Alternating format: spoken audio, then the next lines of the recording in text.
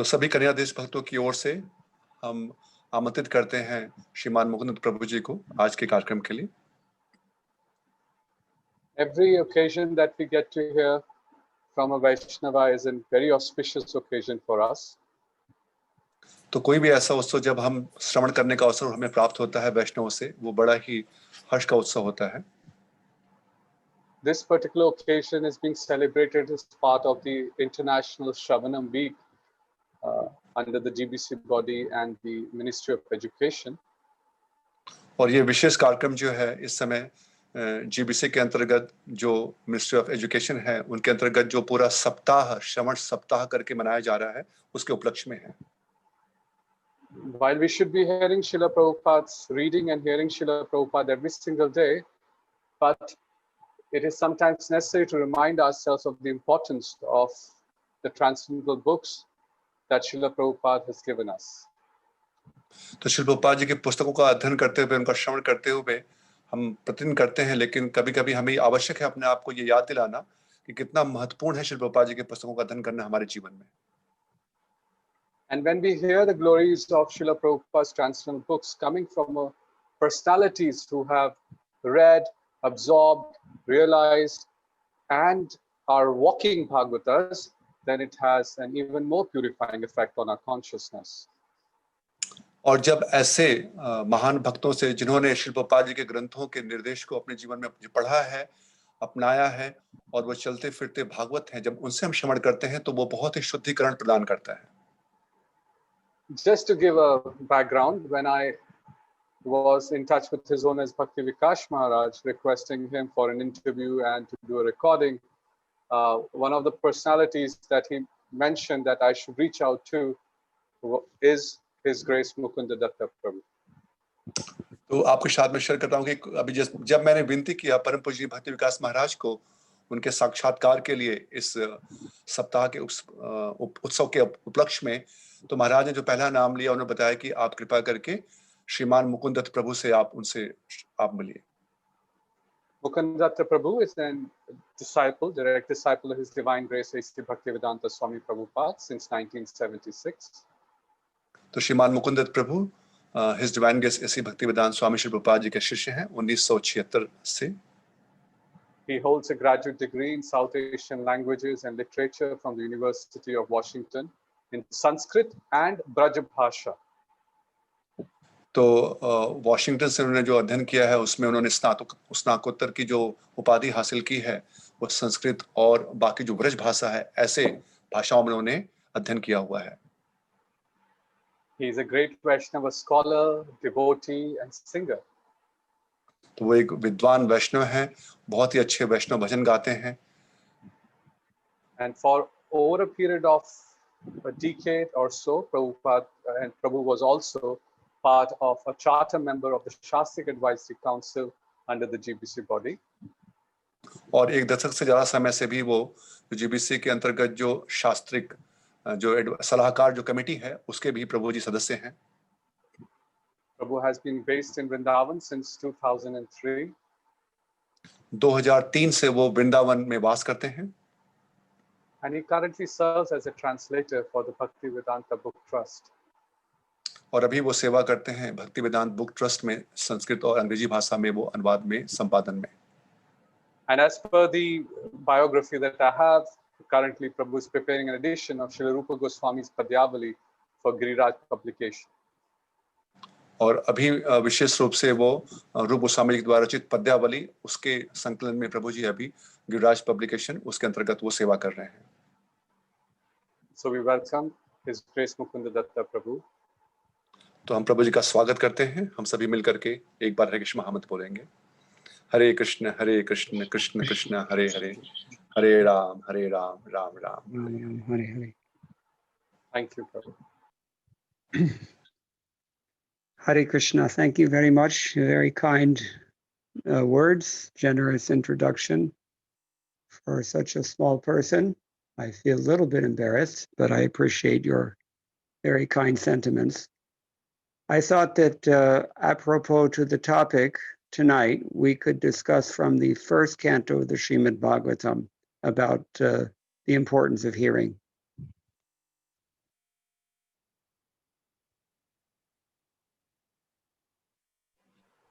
Someone will translate, or Raj Prakash Prabhu, Yes, तो yes, Prabhu. Yes, Prabhu. Hindi में अनुवाद कर दीजिए.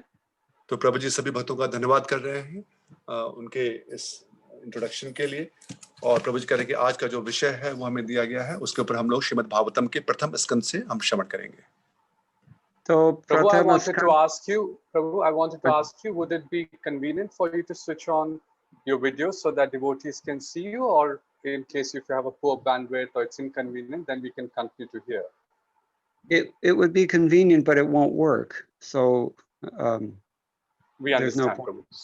Yeah. Okay, so I thought we can discuss from chapter 1, I'm sorry, Canto 1, chapter 2, text number 12, a very famous verse. तो आज हम लोग श्रीमद् भागवतम के पहले स्कंद के दूसरे अध्याय के 12वें श्लोक, जो कि बहुत प्रसिद्ध श्लोक है, उससे श्रवण करेंगे. और पहले मंगलाचरण करेंगे. तो ओम नमो भगवते वासुदेवाय, ओम नमो भगवते वासुदेवाय, ओम नमो भगवते वासुदेवाय. नारायणं नमस्कृत्य नरं चैव नरोत्तमं, देवीं सरस्वतीं व्यासं ततो जयमुदीरयेत्. नष्टप्रायेषु अभद्रेषु नित्यं भागवत सेवया, भगवति उत्तमश्लोके भक्तिर्भवति नैष्टिकी. कृष्णे स्वधामोपगते धर्मज्ञानानिभिः सह, कलौ नष्टदृशामेष पुराणार्को धुनोदितः. The Sanskrit is Tatcharadhathana Munayo Jnana Vairagya Yuktaya Pashyantyatmani Chatmanam Bhaktya Shruta Grihitaya. The seriously inquisitive student or sage, well equipped with knowledge and detachment, realizes that absolute truth by rendering devotional service in terms of what he has heard from the Vedanta Shruti. तो ज्ञान तथा वैराग्य से समन्वित गंभीर जिज्ञासु या मुनि वेदांत श्रुति के श्रवण से ग्रहण की हुई भक्ति के द्वारा उस परम सत्य की अनुभूति करते हैं. If you have the book, would you like to read the Hindi purport from the book? Yes, sir. But first, let me read it in English because it's Yes, so sir. important. We should say it twice.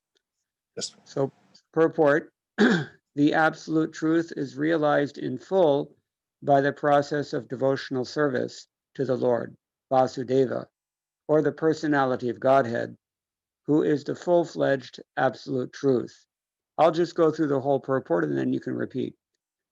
Brahman is his transcendental bodily effulgence, and Paramatma is his partial representation.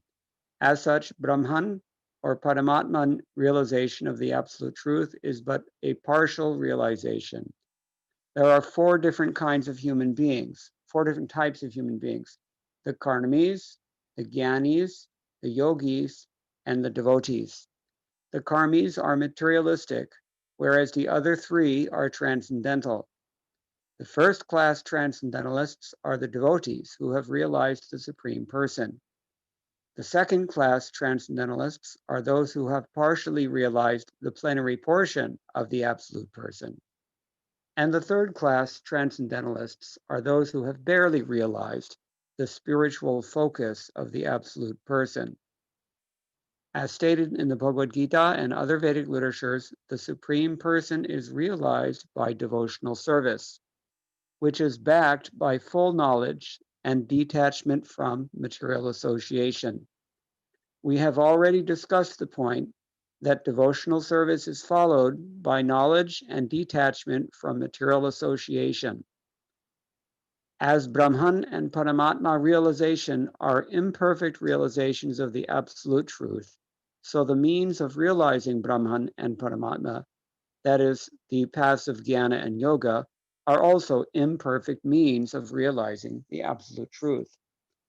Devotional service, which is based on the foreground of full knowledge combined with detachment from material association, and which is fixed by oral reception of the Vedanta Shruti, is the only perfect method by which the seriously inquisitive student can realize the absolute truth.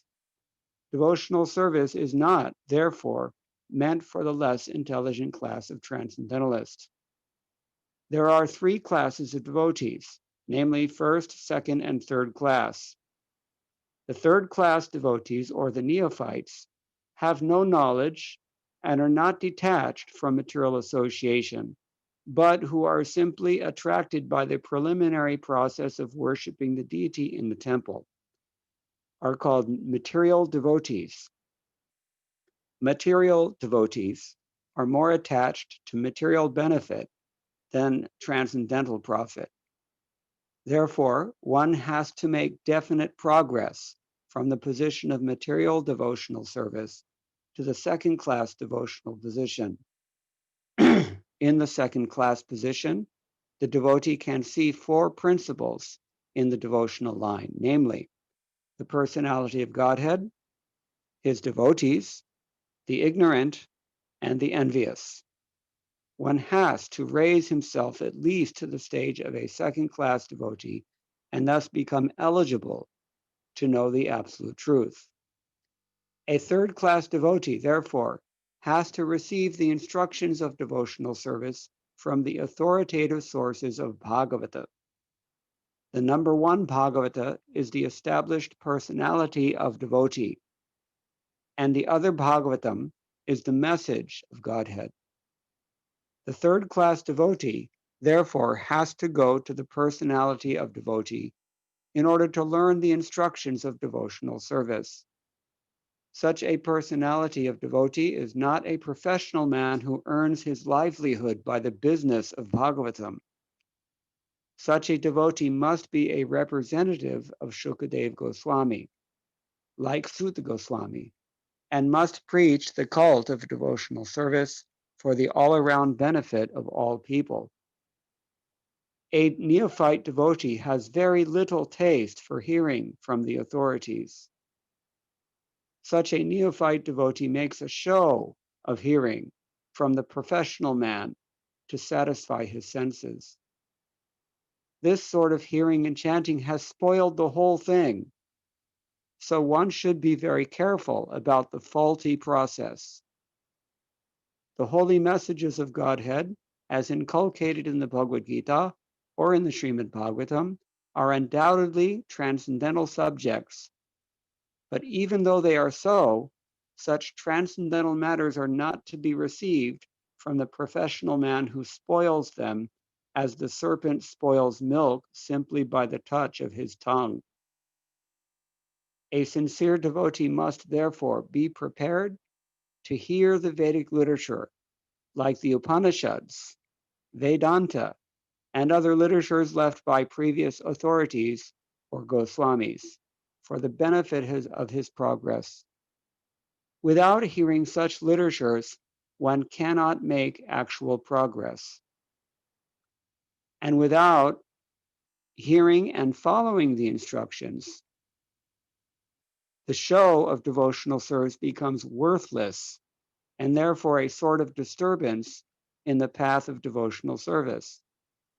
Unless, therefore, devotional service is established on the principles of Shruti, Smriti, Purana, or Pancharatra authorities, the make show of devotional service should at once be rejected. An unauthorized devotee should never be recognized as a pure devotee. By assimilation of such messages from the Vedic literatures, one can see the all-pervading localized aspect of the personality of Godhead within his own self constantly. This is called samadhi. Hindi में तात्पर्य इस प्रकार से है, परम सत्य की पूर्ण अनुभूति परम सत्य भगवान वासुदेव के भक्ति योग द्वारा की जाती है। ब्रह्म उसका शारीरिक तेज है और परमात्मा आंशिक स्वरूप है। फलतः ब्रह्म या परमात्मा की अनुभूति परम सत्य की केवल आंशिक अनुभूति मात्र है। मनुष्य चार प्रकार के होते हैं, कर्मी, ज्ञानी, योगी तथा भक्त। कर्मी भौतिकवादी होते हैं, किंतु शेष तीन आध्यात्मवादी होते हैं। प्रथम श्रेणी के आध्यात्मवादी वे भक्त हैं जिन्होंने परम पुरुष का साक्षात्कार कर लिया है। दूसरी श्रेणी में वे आते हैं जिन्होंने परम पुरुष के पूर्ण अंश का आंशिक साक्षात्कार किया है, और तीसरी श्रेणी में वे आते हैं जिन्हें परम पुरुष की दिव्य झांकी का आभास मात्र होता है। जैसा कि भगवत गीता तथा अन्य वैदिक ग्रंथों में कहा गया है, परम पुरुष का साक्षात्कार भक्ति द्वारा किया जाता है, जिसके पीछे पूर्ण ज्ञान तथा भौतिक संगति से वैराग्य रहते हैं। हम पहले ही बता चुके हैं कि भक्ति के बाद ज्ञान तथा भौतिक संगति से वैराग्य आते हैं। चूंकि ब्रह्म तथा परमात्मा की अनुभूति उस परम सत्य की अपूर्ण अनुभूतियां हैं, अतः ब्रह्म तथा परमात्मा को प्राप्त करने के साधन अर्थात ज्ञान तथा योग मार्ग भी परम सत्य की अनुभूति के अपूर्ण साधन हैं। भक्ति ही एकमात्र पूर्ण विधि है जिससे गंभीर जिज्ञासु को परम सत्य की अनुभूति हो सकती है, क्योंकि भक्ति की नींव पूर्ण ज्ञान तथा सांसारिक वैराग्य के ऊपर खड़ी होती है और वेदांत श्रुति के श्रवण द्वारा सुदृढ़ होती है। अतः भक्ति अल्पज्ञ आध्यात्मवादियों के लिए नहीं होती है। भक्तों की भी 3 श्रेणियां हैं, प्रथम, द्वितीय तथा तृतीय। तृतीय श्रेणी के भक्त या नवदीक्षित भक्त ज्ञान विहीन होते हैं तथा भौतिक संगति से विरक्त भी नहीं होते। वे तो मंदिर में अर्चा विग्रह की पूजा की प्रारंभिक प्रक्रिया के प्रति ही आकृष्ट होते हैं। ऐसे भक्त भौतिक भक्त कहलाते हैं। ऐसे भक्त आध्यात्मिक लाभ की अपेक्षा भौतिक लाभ के प्रति अधिक आसक्त रहते हैं। अतः मनुष्य को इस भौतिक भक्ति से उन्नति करके भक्ति की द्वितीय अवस्था प्राप्त करनी होती है। इस द्वितीय अवस्था में भक्त को भक्ति की दिशा में 4 तत्व दिखाई पड़ते हैं: ईश्वर, भक्त, अज्ञानी तथा ईर्ष्यालु। मनुष्य को कम से कम इस द्वितीय श्रेणी के भक्त की अवस्था तक उठना होता है, जिससे वह परम सत्य को जानने का अधिकारी बन सके। अतः तृतीय श्रेणी के भक्त को भक्ति संबंधी आदेश भागवत के प्रामाणिक स्रोतों से प्राप्त करने होते हैं। पहला भागवत सुस्थापित भक्त है, दूसरा है भागवतम जो ईश्वर का संदेश है। अतः तृतीय श्रेणी के भक्त को भक्ति के उपदेशों की शिक्षा लेने के लिए किसी सच्चे भक्त के पास जाना होता है। ऐसा भक्त कोई व्यवसायी व्यक्ति नहीं होता जो भागवत को व्यापार समझकर अपनी जीविका कमाता हो। ऐसे भक्त को सुद गोस्वामी जैसा सुखदेव गोस्वामी का प्रतिनिधि होना चाहिए और उसे समस्त जनता के चतुर्दिक कल्याण के लिए भक्ति संप्रदाय का उपदेश करना चाहिए। नवदीक्षित भक्त को प्रामाणिक व्यक्तियों से सुनने में तनिक भी रुचि नहीं होती। ऐसा नवदीक्षित भक्त अपनी इंद्रिय तृप्ति हेतु किसी व्यावसायिक व्यक्ति से सुनने का दिखावा करता है। इस प्रकार के श्रवण तथा कीर्तन से सारा मामला बिगड़ चुका है। अतः इस दोषपूर्ण विधि के प्रति अत्यंत सतर्क रहने की आवश्यकता है। भगवत गीता या श्रीमद् भागवतम में निहित भगवान के दिव्य संदेश निसंदेह दिव्य विषय हैं, किंतु तो भी किसी व्यावसायिक व्यक्ति से उन्हें ग्रहण नहीं करना चाहिए, क्योंकि वह उन्हें उसी प्रकार विषाक्त कर देता है जिस प्रकार सर्प अपनी जीभ के स्पर्श मात्र से दूध को विषाक्त कर देता है। अतएव निश्चल भक्त को चाहिए कि उपनिषद, वेदांत जैसे वैदिक साहित्य को तथा पूर्ववर्ती आचार्यों तथा गोस्वामियों द्वारा छोड़े गए अन्य साहित्य को अपनी उन्नति के लिए सुने। ऐसे साहित्य का श्रवण किए बिना सच्ची उन्नति नहीं हो सकती। बिना श्रवण किए तथा आदेशों का पालन किए बिना भक्ति का प्रदर्शन व्यर्थ है और यह भक्ति के पथ में अवरोध जैसा है। अतएव जब तक श्रुति, स्मृति, पुराण या पंचरात्र प्रमाणों जैसे सिद्धांतों पर भक्ति स्थापित न हो, तब तक भक्ति के ऐसे प्रदर्शन को त्याज्य समझना चाहिए। अवैध भक्त को कभी भी शुद्ध भक्त की मान्यता नहीं दी जानी चाहिए। वैदिक साहित्य से ऐसे संदेशों को आत्मसात करके अपने भीतर अंतर्यामी परमात्मा को निरंतर देखा जा सकता है। यह समाधि कहलाती है। ओम अज्ञानतिमिरान्धस्य ज्ञानाञ्जनशलाकया चक्षुरुन्मिलितं येन तस्मै श्रीगुरवे नमः। मूकं करोति वाचालं भङ्गुं लङ्घयते गिरिं यत्कृपातमहं वन्दे श्रीगुरुं दीनतारिणं। वन्देऽहं श्रीगुरोः श्रीयुतपरकमलं श्रीगुरुन् वैष्णवांश्च श्रीरूपं साग्रजातं सहगणरघुनाथान्वितं तं सजीवं साद्वैतं सावधूतं परिजनसहितं कृष्णचैतन्यदेवं श्रीराधाकृष्णपादान् सहगणललिता श्रीविशाखान्वितांश्च मद्गवीरपि गोपाल स्वीकुर्यात् कृपया यदि तदैवासान् पयः पीत्वा हृष्येयुस्तत्प्रियाजनाः तच्छ्रद्धानां मुनयो ज्ञानवैराग्ययुक्तया पश्यन्ति आत्मानि चात्मानं भक्त्या श्रुतगृहीतया The seriously inquisitive student or sage, well equipped with knowledge and detachment, realizes that absolute truth by rendering devotional service in terms of what he has heard from the Vedanta Shruti. Can you read the Anuvad again? Verse, Anuvad. ज्ञान तथा वैराग्य से समन्वित गंभीर जिज्ञासु या मुनि वेदांत श्रुति के श्रवण से ग्रहण की हुई भक्ति द्वारा उस परम सत्य की अनुभूति करते हैं. Many times, Srila Prabhupada emphasizes that he put everything into the first canto of the Srimad Bhagavatam. कई बार श्रील प्रभुपाद जी इस बात पर जोर देते हैं कि उन्होंने सब कुछ श्रीमद् भागवतम के पहले स्कंद में निहित कर दिया है. Therefore, when we study the first canto of the Srimad Bhagavatam, we should study it so very carefully. इसलिए जब हम श्रीमद् भागवतम के पहले स्कंद का अध्ययन करें तो हमको बहुत ही ध्यानपूर्वक अध्ययन करना चाहिए. Especially the second chapter of the Srimad Bhagavatam is perhaps the most important in that it encapsulates the entire process of advancing from Shraddha to Prema. और विशेष रूप से दूसरा अध्याय जो पहले स्कंद का है ये बहुत ही महत्वपूर्ण है और ये हमारे उस यात्रा जो श्रद्धा से प्रेम की ओर जाने के लिए बहुत ही सहयोगपूर्ण है. It has been said that Srila Bhaktisiddhanta Saraswati Thakur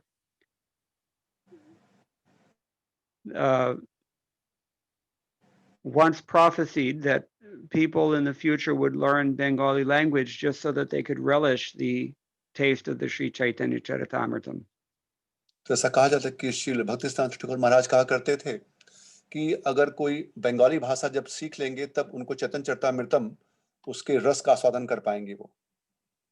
In the same way, I was thinking that you can't really compare the original English purports of Srila Prabhupada with those same purports in any other language. उसी प्रकार श्री प्रभुपाद उसी प्रकार श्री प्रभुपाद जी की जो अंग्रेजी भाषा का जो अनुवाद है उसको हम और किसी भी भाषा के अनुवाद से उसकी तुलना नहीं कर सकते. In this purport, Srila Prabhupada mentions at one point the material devotee. तो इस तात्पर्य में श्री प्रभुपाद जी जगह पर भौतिकवादी भक्त हैं उनके बारे में बताते हैं. Yes, the word was used, bhautik. Actually, the word is prakrita. हाँ, तो उसको प्राकृत भक्त कहा जाता है. As in prakrita sahajya. हाँ, तो प्राकृत भक्त को सहजिया भक्त भी कहते हैं. Prakrita means situated in prakriti. तो प्राकृत भक्त का अर्थ है जो अभी भी प्रकृति में स्थित है. There are two things that we can be in human life. We can be situated in prakriti or we can be situated in sanskriti. तो दो चीजें होती हैं या तो जीवन में या तो हम प्रकृति में स्थित हो सकते हैं या तो हम संस्कृति में स्थित हो सकते हैं. If you're left wild and uncultivated and uncouth and uncivilized and unenlightened, abodhajata, then you are called prakrita. तो अगर हम अबोध जात हैं, असभ्य हैं, अशिक्षित हैं, तो उनको प्राकृत भक्त कहा जाता है. And if you are refined and elevated and become spiritually enlightened and advanced, then you are called that is called Sanskrita. और जिनको ज्ञान प्राप्त होता है, सभ्य हो जाते हैं, बोध प्राप्त होता है, जो उठ जाते हैं उच्च स्तर पर, उनको संस्कृति कहा जाता है. We have two categories of language that reflects these two states of being as well, the Prakrit languages and the Sanskrit language. और दो भाषाएं इसलिए हैं जो इन दो प्रकार के जो जीवन है शैली उनका वर्णन करती हैं. एक है प्राकृत भाषा और दूसरा है संस्कृत भाषा. So hearing that word bhautik, devotee, rather than prakrita bhakta, which is the term that Prabhupada usually uses, it made me think of this important distinction. तो अब जब हम लोग सुनते हैं यहाँ पर भी हमने सुना भौतिक भक्त, प्रभुपाद जी उसको प्राकृत भक्त कहते हैं. तो ये महत्वपूर्ण भेद है इसके अंदर में. Now that's not a major point. It just came to my mind first, so I mentioned it. प्रभु जी कह रहे हैं कि ये बहुत बड़ी बात नहीं है, क्योंकि मेरे मन में ये विचार आया इसलिए मैंने इसको चर्चा किया. What is very important here is how Srila Prabhupada has chosen to explain this verse. जो महत्वपूर्ण यहाँ पर यह है कि श्री प्रभुपाद जी ने किस प्रकार से इस श्लोक की व्याख्या की है. in the beginning means many centuries ago. Our great predecessor, Sridhar Swami, also commented very briefly on this verse. तो पहले प्राचीन काल में पहले हम देखते हैं कि इसमें श्रीधर स्वामी पाद जो है पूर्ववर्ती आचार्य, उन्होंने भी इसको संक्षिप्त रूप से इसके ऊपर टीका दी है. It seems as if Srila Prabhupada has accepted his gloss of the term Atmanam, or spirit self, as Paramatma. तो ऐसा लगता है कि उनके उस टीका से श्री प्रभुपाद जी ने स्वीकार किया है जो आत्मानम था, जो शब्द वहां परम आत्मा, उसको स्वीकार किया है. Both in his translation of the verse and in the purport as well, Srila Prabhupada equates this term Atmanam with Paramatma. तो शब्द अर्थ में और उनके तात्पर्य में भी वो जो आत्मानम शब्द है उसको परमात्मा के रूप में अनुवाद करते हैं. Tatcha tattvam saparikaraya bhaktayaiva prapyate ityaha. Sridhar Swami says this verse is explaining how by bhakti and its attendant processes one realizes that absolute truth, that absolute truth. तो श्रीधर स्वामी इस व्याख्यास करते हैं श्लोक के द्वारा कि किस प्रकार से इस प्रकार की अनुभूति से उस परम सत्य की अनुभूति होती है, उस परम सत्य की. So उस परम सत्य तो क्या है? वह पहला श्लोक में ऐसा कहलाता है कि वदन्ति तत् विदस् तत्त्वं यद् ज्ञानम् अद्वयम् ब्रह्मेति परमात्मेति भगवानिति शब्दयते. And you can translate. तो इसके पहले वाले श्लोक में जिससे बताया गया, हमने श्रवण किया कि किस प्रकार से जो परम सत्य की अनुभूति होती है वो तीन प्रकार से हम कर सकते हैं: ब्रह्मेति, परमात्मेति और भगवानिति. Yes. So tattva in this verse refers to the tattva that was just in the previous verse mentioned.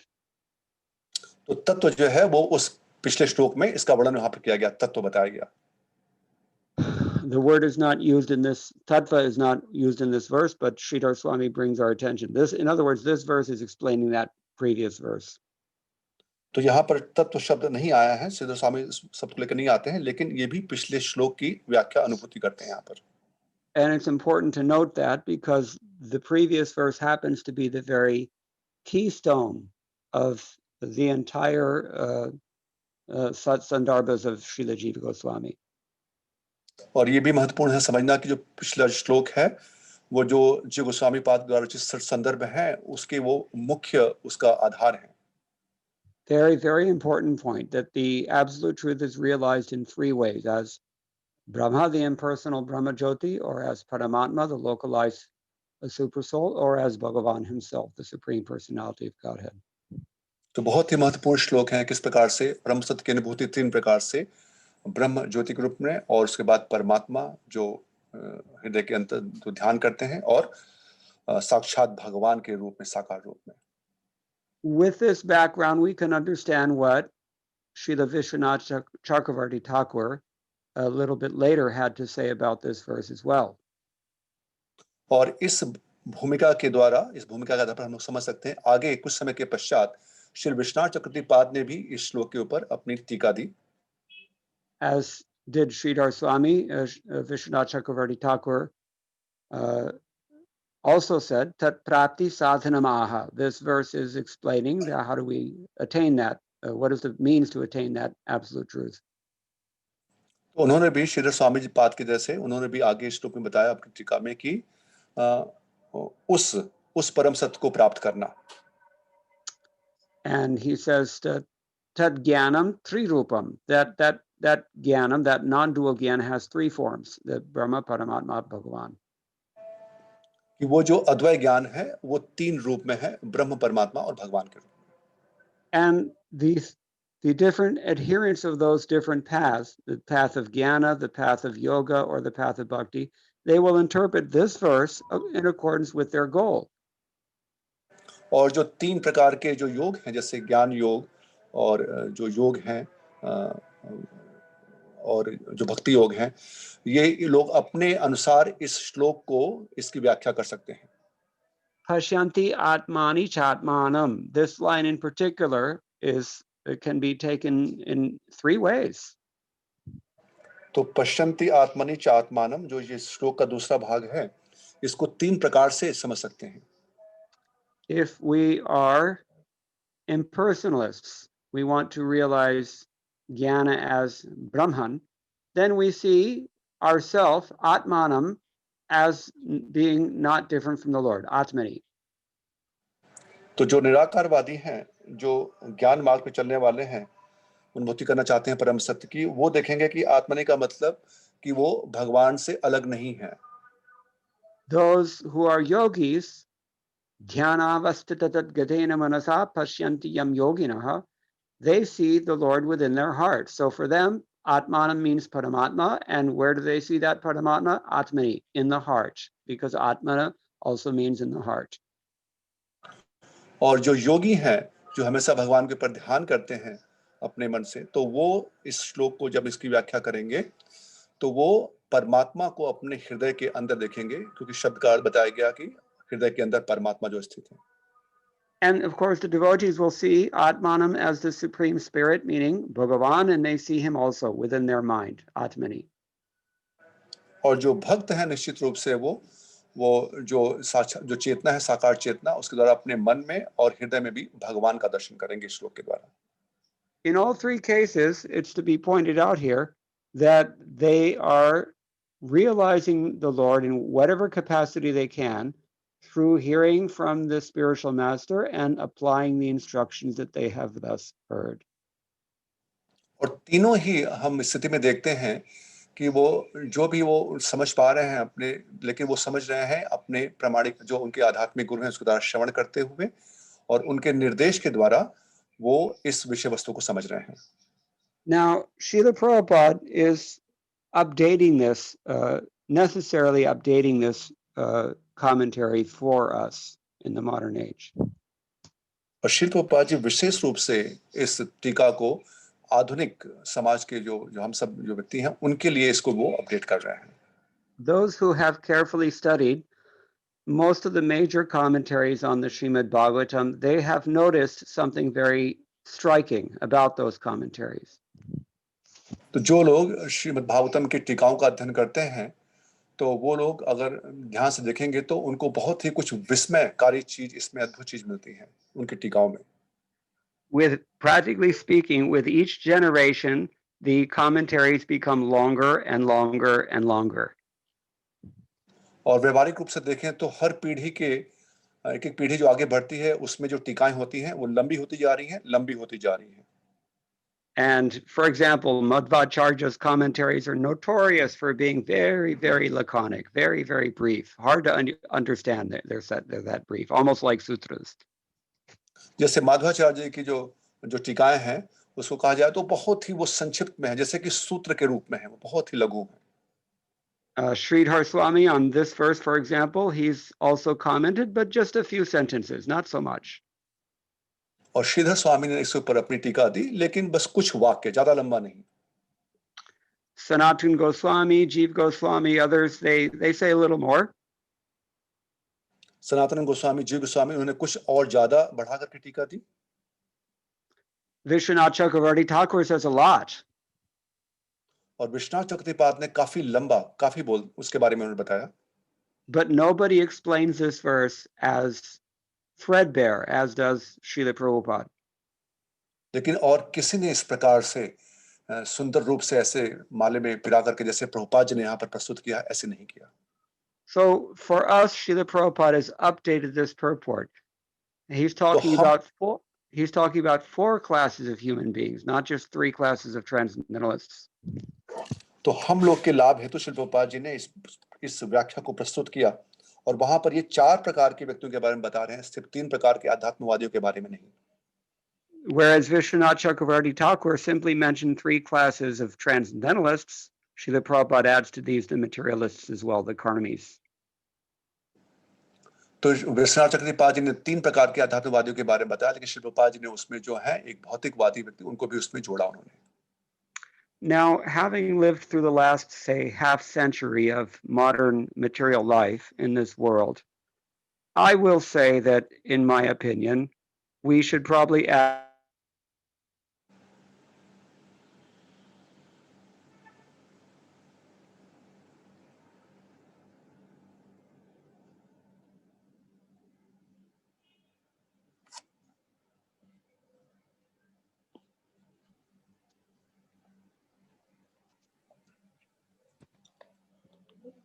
Hare Krishna, Vasanta Prabhu. I'm not able to hear. It's only me or? I'm not hearing anybody. Yes, Prabhu. I can hear. We can hear you now, Prabhu. Yes, please, Prabhuji. Okay, so Srila Prabhupada is mentioning that there are 4 kinds of human beings: the karmis, who are materialists, and then the other 3 who are the transcendentalists. तो श्री प्रभुपाद जी बताते हैं कि 4 प्रकार के मनुष्य हैं, एक कर्मी और जो 3 प्रकार के अध्यात्मवादी बताए गए वो. But this was written at least 70 years ago. लेकिन ये कम से कम 70 वर्ष पूर्व ये लिखा गया है. In 2020, it is very, very difficult to find a bona fide karmi. लेकिन 2020 अभी जो चल रहे हैं इस ईस्वी में ये बहुत कठिन है एक प्रमाणिक कर्मी को प्राप्त करना. बहुत कठिन है का मतलब है अत्यंत मुश्किल. So the idea is that most people are actually very sinful. क्योंकि विचार ये है कि ज्यादा से ज्यादा लोग जो हैं वो बहुत पापपूर्ण हैं. Sometimes I wonder, what would Vyasadeva think? What did Vyasadeva think when he looked into the future and saw us? प्रभु कहते हैं कि कभी-कभी मैं विस्मित होता हूं ये सोचकर कि व्यासदेव जी ने क्या सोचा होगा जब वो देखते होंगे कि ऐसे लोग पापपूर्ण कार्य कर रहे हैं. All right, well, anyway, having made that observation, Srila Prabhupada explains that the devotees are among the transcendentalists, the devotees are the best, the yogis are second best, and the gyanis, they're just barely inside that category. और इस व्याख्या में प्रभुपाद जी बताते हैं कि किस प्रकार से जो भक्त हैं वो सर्वोत्तम है, उसके बाद जो ज्ञानी हैं, योगी हैं, उसके बाद जो ज्ञानी हैं. इस प्रकार से प्रथम, द्वितीय और तृतीय श्रेणी बताते हैं. Although we have to address doubts that are relevant to each of those 3 transcendentalists, our main work in the modern day and age is to convince not only karmis, but vikarmis, how to become, first of all, pure, and then become elevated in wisdom, and then actually surrender to the Supreme Personality of Godhead. और ये तीनों ही श्रेणी के जो लोग हैं उनको इस समय जो महत्वपूर्ण कार्य इस प्रकार से है कि पहले जो विकर्मी हैं उनको किस प्रकार से सही ज्ञान के स्थिति में लाया जाए, उसके बाद सब कुछ शरणागत भगवान के लिए करना है, ये शिक्षा दी जाए. Before we can even hope to do that, though, we have to convince ourselves that we have to become, first of all, bona fide karmis, then jnanis, then yogis, and finally devotees.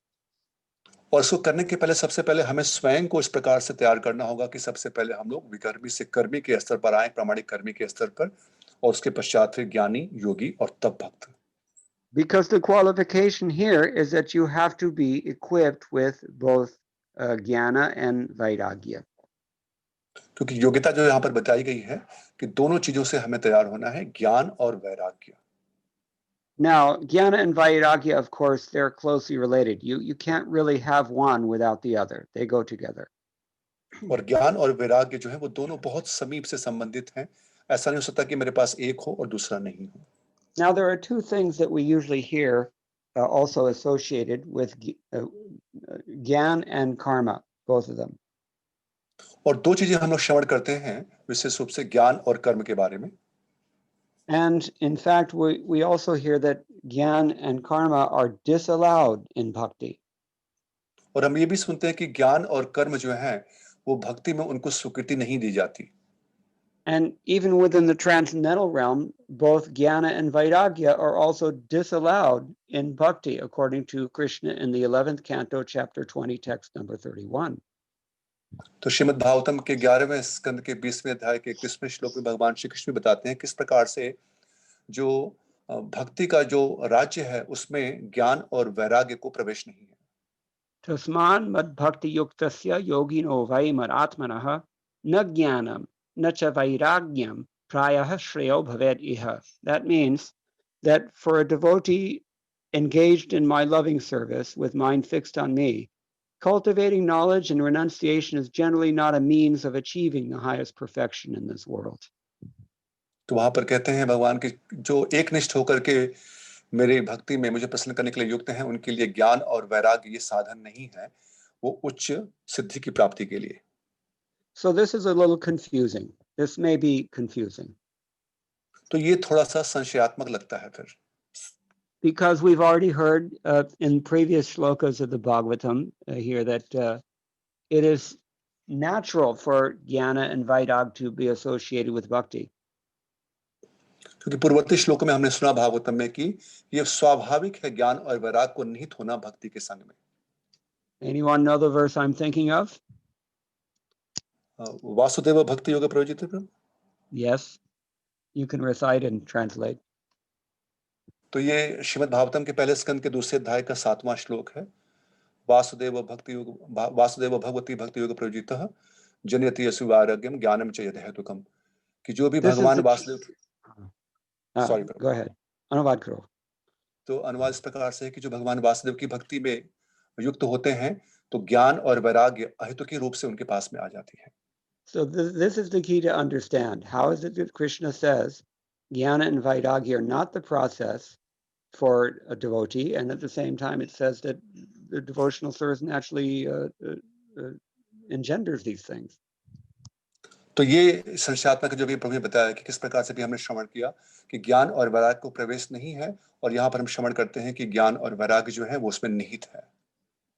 So in other words, bhakti itself automatically generates both jnana and vairagya. As a matter of fact, bhakti also generates shubha karma. तो स्वाभाविक रूप से भक्ति जो है वो ज्ञान और वैराग्य उत्पन्न करती है. जो शुभ कर्म है उसको उत्पन्न करती है. Yes, so this is the way it should be understood. तो इस प्रकार से हम इसको समझ सकते हैं. Now, in all cases, we've already mentioned that no matter what one's position, if you are a vikarmi, if you are a karmi, if you are a jnani, if you are a yogi, or if you're a pure devotee, in all cases, what do you have to do practically? How do you execute this business of devotional service?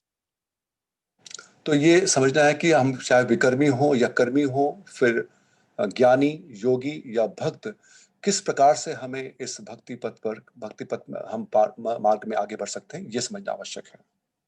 So here it's stated, therefore, very clearly, bhaktya shrutagrihitaya. One has to carry out this bhakti in terms of hearing. तो यहाँ पर इसकी व्याख्या की गई है भक्त्या श्रुत गृहीतया कि हमको भक्ति श्रवण कार्य में युक्त होना होगा. हाँ, if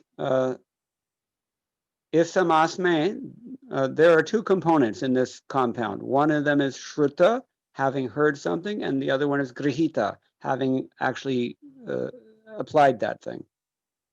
तो यहाँ पर दो शब्दों का संधि किया गया है, श्रुति और गृहीतया.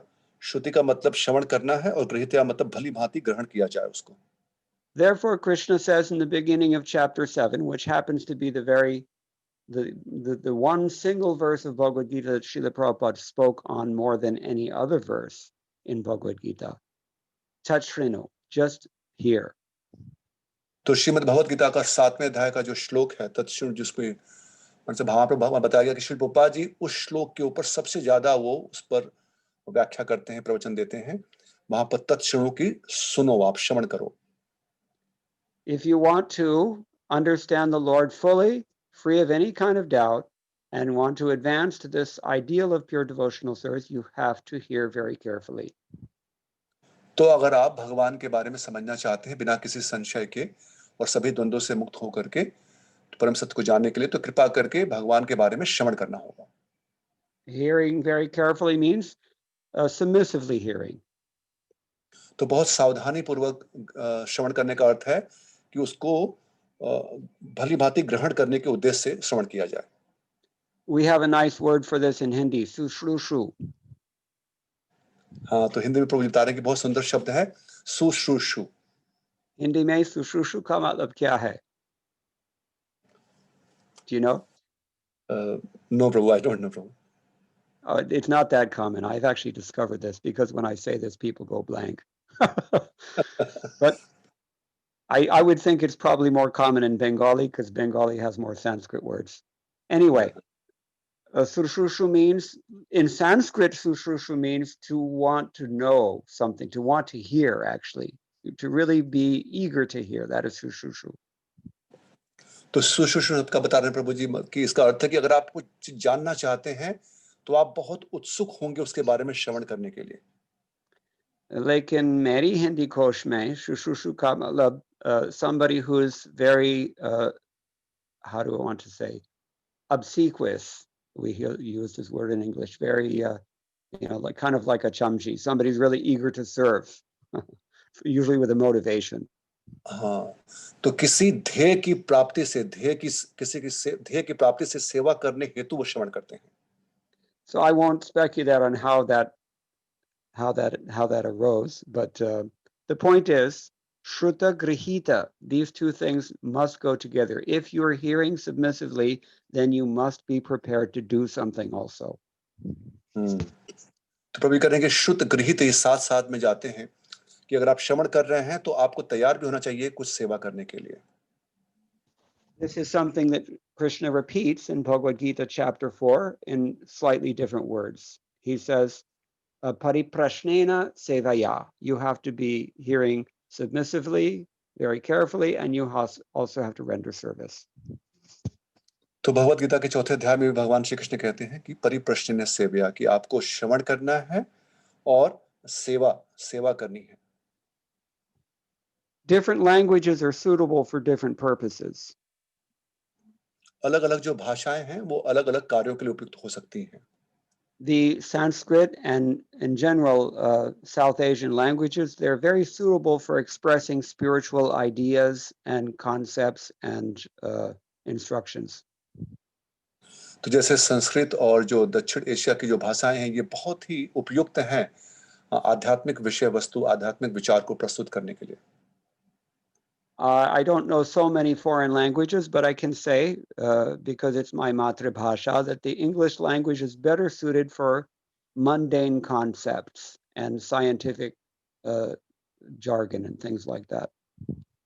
और प्रभु जी कह रहे हैं कि मुझे और ज्यादा भाषाओं के बारे में तो ज्ञान नहीं है, लेकिन जो मेरी मातृभाषा है अंग्रेजी, वो ज्यादा उपयुक्त है जो भौतिकवादी विषय वस्तु हैं और जो वैज्ञानिक विषय वस्तु हैं उनके जो वस्तुएं हैं उनको प्रस्तुत करने के लिए.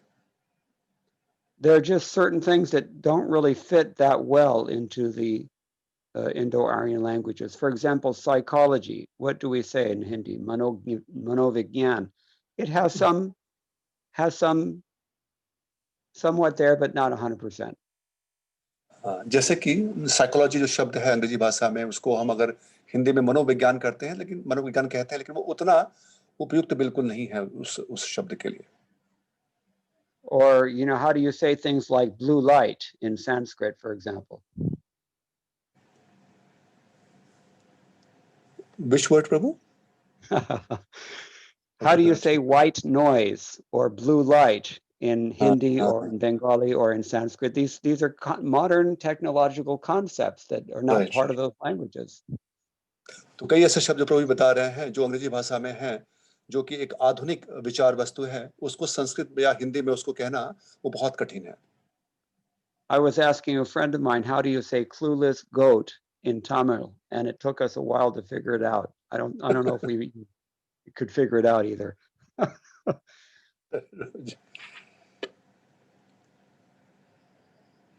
We needed to figure it out because there are many people who are like clueless goats.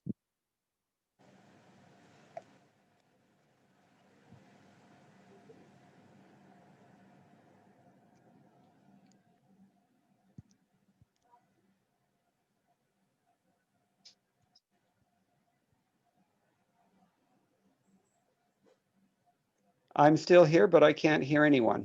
Yes, Prabhuji. Yes, Prabhuji. I came back to yes, Prabhuji. Sorry. So the idea is that in different languages, different languages are better suited or worse suited for expressing spiritual concepts. तो विचार ये है कि अलग-अलग भाषाओं में अलग भाषाओं की अलग उपयोगिता है, लेकिन आध्यात्मिक विषय. I've pointed out that what the Bhagavatam calls Shruta Grihita, what Bhagavad Gita calls Pariprashnena Seva, Srila Prabhupada put it very simply, in spite of the difficulty of the English language. तो जिसको यहाँ पर भागवत में बताया गया श्रुत गृहीत्या, और जहाँ हमने श्रीमद् भागवत गीता में परिप्रश्न सेव्या, उसको भी बहुत साधारण चीज रूप से प्रस्तुत किया श्री प्रभुपाद जी ने अंग्रेजी भाषा में. अंग्रेजी भाषा, how do I say,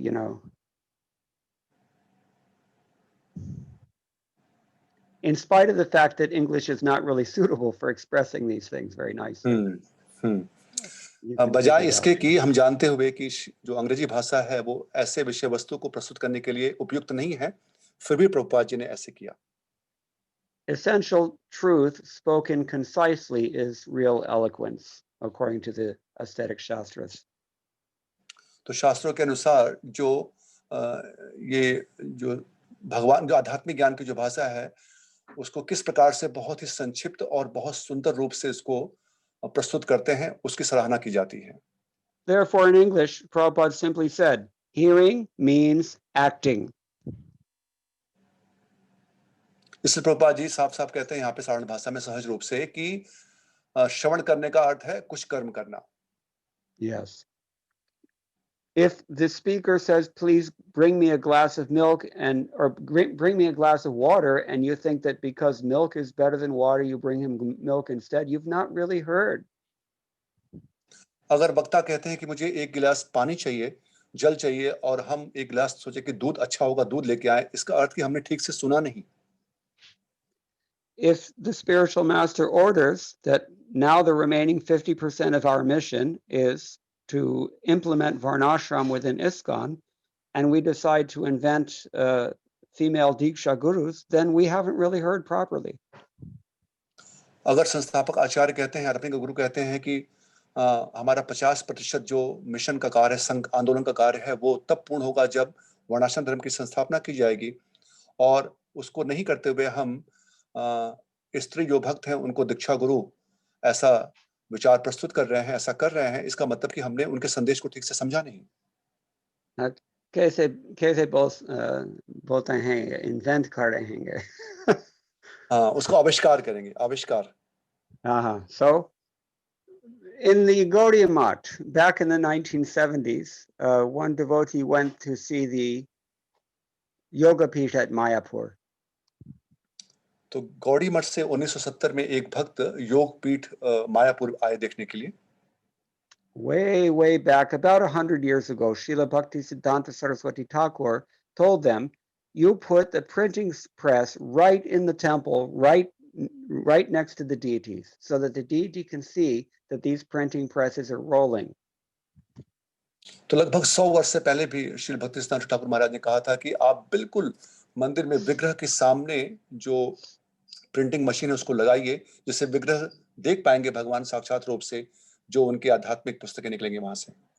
They had this in that temple. There was right next to the deity. There was a printing press behind a glass window, so that the deity could always see the printing press printing transcendental literatures. और ये वहां पर स्थित था, एक glass की खिड़की लगी थी और उससे जो प्रत्यक्ष रूप से विग्रह देख पाते थे कि सामने जो है प्रिंटिंग हो रही है. This was Bhaktisiddhanta Saraswati Thakur's vision. ये श्री भक्तिसिद्धांत ठाकुर महाराज का दृष्टि थी. After some years, we all know the history of the Gaudiya Math, but they decided, the managers of that yoga pith, they decided that, we have so many people coming, we require a place to preach to these people. So they moved the printing press into the basement, and they turned that room into a preaching room also for preaching. और कुछ समय के पश्चात जो वहाँ के व्यवस्थापक थे योगपीठ में, उन्होंने देखा कि अब भीड़ बढ़ रही है. उन्होंने सोचा कि चूंकि बहुत से भक्त आते हैं तो प्रचार के लिए हम ये कमरा हमें चाहिए, तो उन्होंने उस प्रिंटिंग प्रेस को नीचे बेसमेंट में वहां पर लगा दिया और उसको प्रचार कार्य के लिए युक्त करना शुरू कर दिया. So the devotee visiting the temple asked them, are you still printing books? And they said, well, it's been 30 years. We haven't really printed anything in 30 years. The press is still in the basement, but we're not really doing it now. तो भक्तों ने पूछा कि क्या आप पुस्तकें यहाँ पर आप उसका संपादन करते हैं, आप उसको यहाँ पर पब्लिश करते हैं? तो उन्होंने कहा कि अब 30 वर्षों से लगभग हमने उसको नीचे लगा दिया है बेसमेंट में प्रिंटिंग मशीन को, और हम कोई पुस्तक अभी यहाँ पर उसको पब्लिशिंग नहीं कर रहे हैं. In a similar way, it sometimes seems that we're better at changing Srila Prabhupada's books than we are at printing and distributing them. इसी प्रकार हम देख सकते हैं कि कुछ समय के पश्चात श्री प्रभुपाद जी की जो पुस्तक है जो वितरण हो रही है वो कुछ परिवर्तित हो सकती है. I hope you people invite me back to speak again. प्रभु जी कह रहे हैं कि मैं आशा करता हूं कि आप लोग पुनः मुझे बुलाएंगे फिर बोलने के लिए भी. I'm only joking. But the point is that hearing means that we have to be prepared to apply what we hear exactly as we've heard it. तो प्रभु जी बहुत गंभीर बात बता रहे हैं कि श्रवण करने का अर्थ है कि हम उसको ग्रहण करें भली भांति जो हम श्रवण कर रहे हैं अपने जीवन में. This is the entire significance of the word Shrutarahitaya. और यही इस शब्द की महानता है, इसका महत्व है पूरे शब्द श्रुत गृहीतया का. It does no good to hear very attentively and take notes and write reports and whatever you want to do if you're not going to follow the instruction. तो कभी-कभी हम लोग श्रवण करके बहुत अच्छे नोट्स बनाते हैं और उससे हम फिर कुछ भी कर सकते हैं बहुत कुछ, लेकिन अगर उसको हम पालन नहीं कर रहे हैं तो उसका कोई उपयोग नहीं. And similarly, it does no good to apply the instruction if we haven't heard it. We have to hear first. और उसी प्रकार हम लोग कुछ कर रहे हैं अपने जीवन में लेकिन हम श्रवण नहीं किए हैं, वो भी ठीक नहीं है. पहले हमको श्रवण करना होगा. These two diseases we have to try to avoid. तो ये दो प्रकार के रोग से हमें बचना होगा. We're better at opening bottles than we are at closing bottles, Prabhupada said. कि हम लोग I could not understand, Prabhu. Yes, I'll have to explain this. A devotee was giving Prabhupada the massage, and Prabhupada asked him, "Did you close the bottle of oil?" And the devotee said, "No, Srila Prabhupada." And then Prabhupada commented, "This is your problem. You know how to open bottles, but you do not know how to close them." तो कभी कभी एक बार श्री प्रभुपाद जी को कोई भक्त massage कर रहे थे, तो उन्होंने पूछा कि क्या आपने तेल के बोतल का ढक्कन बंद किया? उन्होंने कहा कि नहीं प्रभुपाद जी. उन्होंने कहा कि यही समस्या है आपकी. आप ये जानते हैं कि कैसे उस बॉटल को खोलना है, लेकिन कैसे बंद करना ही नहीं जानते आप. He said, "You know how to start projects, but you don't know how to finish projects." कि आप जानते हैं कैसे किसी प्रोजेक्ट को कार्यान्वित करना है, लेकिन कैसे उसका अंत करना है ये आप नहीं जानते. You feel you know how to live, but I have to show you how to die. तो आप समझते हैं कि आपको ज्ञात है कैसे आपको जीना है, लेकिन मैं आपको समझाऊंगा कैसे मरना है. So this is the problem. If we're only hearing but not applying, it won't work. And if we're only applying but we haven't heard, then we don't know what to do. तो ये समस्या है. अगर हम खाली श्रवण कर रहे हैं और उसको अपने जीवन में नहीं अपना रहे हैं, और दूसरी ओर खाली अपने जीवन में अपना रहे हैं कुछ, लेकिन हमने श्रवण नहीं किया, हमको पता नहीं कि क्या हमको करना है. There were just a few things, as far as I recall, that Prabhupada used to criticize about his disciples. And generally, he was very pleased with his disciples because in those days, his disciples were completely surrendered and faithful. तो कुछ चीजें जो मुझे ज्ञात है, प्रभुपाद जी ने कुछ अवसर पर जो अपने शिष्यों की आलोचना की, वैसे वो समान रूप से बहुत प्रसन्न थे, क्योंकि उस समय, उस वर्तमान परिस्थिति में, उस समय उन लोगों ने अपना पूरा जीवन समर्पित किया था प्रभुपाद जी की सेवा के लिए. One thing that Srila Prabhupada sometimes criticized is that he didn't like people to change things very much. एक चीज जो प्रभुपाद जी को प्रिय नहीं थी वो ये था कि लोग बहुत कुछ परिवर्तन करते थे, वो प्रभुपाद जी को बहुत पसंद नहीं था. And being an American, I can admit that Prabhupada particularly pointed this criticism at the Americans. The Americans, they'd like to change everything too much.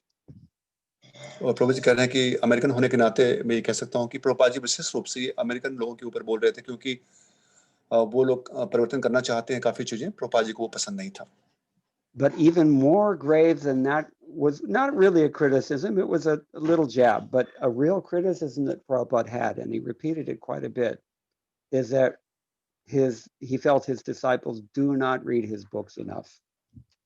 लेकिन उससे भी ज्यादा जो आलोचना हम कह सकते हैं प्रभुपाद जी कह रहे हैं यहाँ पर ये कि प्रभुपाद जी समझते थे कि उनके जो शिष्य या अनुयायी गण हैं वो प्रभुपाद जी की पुस्तक का अध्ययन नहीं कर रहे. He said this all the time, that you think you're only meant to sell the books, but actually you're meant to read the books. और हमेशा प्रभुपाद जी कहते थे सदैव कि आप समझते हैं कि ये पुस्तकें वितरण करने के लिए बनी हैं, लेकिन ये पुस्तकें आपके अध्ययन करने के लिए बनी हैं. We cannot even help ourselves if we're not reading Srila Prabhupada's books. What to speak of helping others? तो हम किसी और के सहायता करने की बात क्या करें, अगर हम प्रभुपाद जी की पुस्तक का अध्ययन नहीं कर रहे हैं तो हम अपने आप को स्वयं नहीं बचा पाएंगे. And those who were listening very carefully have already heard what Srila Prabhupada said about this in his books, in this purport. I'm sorry. और जो लोग बहुत ध्यानपूर्वक श्रवण कर रहे हैं उन्होंने अभी श्रवण किया किस प्रकार से प्रभुपाद जी इस श्रवण के माध्यम में शास्त्रों के अध्ययन के बारे में किस प्रकार से वो बोल रहे हैं, अभी हमने श्रवण किया तात्पर्य के माध्यम से। This is the second sentence of the final paragraph. Without hearing such literatures, one cannot make actual progress. तो यहाँ पर प्रभुपाद जी लिखते हैं कि बिना श्रवण किए तथा आदेशों का पालन किए कोई भी भक्ति में उन्नति नहीं कर सकते। Now, Srila Prabhupada told us, he emphasized actually when he was with us, that these 4 books that he has worked so hard to produce for us, they're enough to become Krishna conscious. Bhagavad Gita, Srimad Bhagavatam, Bhakti Rasamrita Sindhu or Nectar of Devotion, and the Chaitanya Charitamrita. तो प्रभुपाद जी कह रहे हैं, प्रभु जी कह रहे हैं कि जब प्रभुपाद जी थे उन लोग के समक्ष प्रस्तुत थे तो प्रभुपाद जी ने कहा था कि 4 पुस्तकें जिसकी रचना मैंने की है वो पर्याप्त हैं किसी को भगवत धाम लेके जाने के लिए, कृष्ण भावनाभरित होने के लिए। वो है भगवत गीता, श्रीमद् भागवतम, उपदेश भक्ति रसामृत सिंधु और Shri Chaitanya Charitamritam. Therefore, it's very salient that he doesn't mention those in this first sentence of the final paragraph of this purport. इसीलिए इसको जो ये पहला जो पैराग्राफ है उसमें वो इस बात को वो यहाँ पर नहीं इसको व्यक्त करते हैं। He mentions the Vedanta, he mentions the Upanishads, he mentioned the literatures of the Goswamis, Shrutis, Smritis, Puranas, and Pancharatra. यहाँ पर वो बोलते हैं, प्रभुपाद जी कहते हैं कि उपनिषद, वेदांत जैसे वैदिक साहित्य तथा पूर्ववर्ती आचार्यों अथवा गोस्वामियों के द्वारा छोड़े गए अन्य साहित्य और श्रुति, स्मृति, पुराण या पंचरात्रि। And in 1977, Srila Prabhupada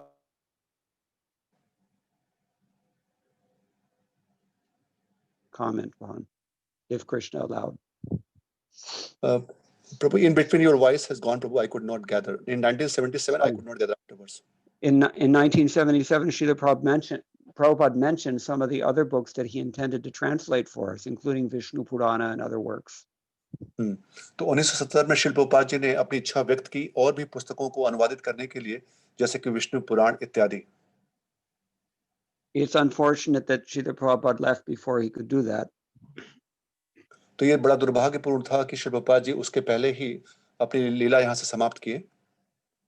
But the fact of the matter is that even to understand the 4 books that Prabhupada did emphasize, it's not such an easy thing. We find that devotees have disagreements. लेकिन सत्य तो ये है कि ये 4 पुस्तकें जिसके बारे में प्रभुपाद जी बता रहे हैं, इसी को हम लोग समझने का प्रयास नहीं कर रहे हैं, इसको हम लोग अध्ययन नहीं कर रहे हैं, समझने का प्रयास नहीं कर रहे हैं। Therefore, other literatures, if we have the context, a sense of the context in which Srila Prabhupada wrote these books, then we can better understand what he says in his books. This is my opinion, at least. इसलिए और भी पुस्तकें जो हैं जिसमें अगर हमको ये अनुभूति प्राप्त हो कि किस विषय पे प्रभुपाद जी चर्चा कर रहे हैं, अगर हम 4 पुस्तकों का अध्ययन करेंगे तब हमें और समझ होगी बाकी पुस्तकों का अध्ययन करने में। But even that principle is practically moot because most of the real gist of these literatures is included within Prabhupada's books anyway in his purports. और ये भी हम देख सकते हैं कि बहुत जो ये पुस्तकें हैं इनके बाकी जो पुस्तकें हैं अन्य पुस्तकों के बारे में यहाँ चर्चा की जा रही है, उनके जो सार हैं प्रभुपाद जी ने अपने तात्पर्य में उसको निहित कर रखा है, तो इसको अध्ययन करने से पूर्ण हो जाता है। Srila Prabhupada has also said here in a very pointed sentence in his purport, the third class devotee is very little interested in hearing from the Bhagavatas. और बड़े ही साफ-साफ शब्दों में श्री प्रभुपाद जी ने यहाँ पर ये बताया कि तृतीय श्रेणी के जो भक्त होते हैं, वो जो वैदिक साहित्य है उनका अध्ययन करने में वो बिल्कुल भी रुचि का नहीं रखते। Yeah, in other words, he says, quote, a neophyte devotee has very little taste for hearing from the authorities, end quote. हाँ, तो यहाँ पर प्रभुपाद जी कहते हैं कि जो प्राकृत भक्त हैं, वो बिल्कुल भी रुचि नहीं रखते हैं श्रवण करने के लिए। But you would be surprised at all the wonderful things that you can find in Srila Prabhupada's books if you just discipline yourself to open them up. और हम लोग आश्चर्यचकित हो जाएंगे अगर हम ऐसी बहुत ही उपयुक्त चीजें पाएंगे प्रभुपाद जी के पुस्तकों का अध्ययन करके अगर हम उनको सिर्फ खोल करके अध्ययन करेंगे. Here Prabhupada writes the neophyte devotees or the material devotees, they make a show of hearing from professional men in order to satisfy their senses. और यहाँ प्रभुपाद जी कहते हैं कि ऐसे लोग जो भौतिकवादी जो भक्त होते हैं वो दिखावा करते हैं कि वो ऐसे जो व्यावसायिक जो श्रोतागण जो वक्ता हैं उनसे श्रवण कर रहे हैं. It's called infotainment. इसको मनोरंजन कहा जाता है. You have to use the word infotainment, otherwise it doesn't work. You understand? या प्रभु.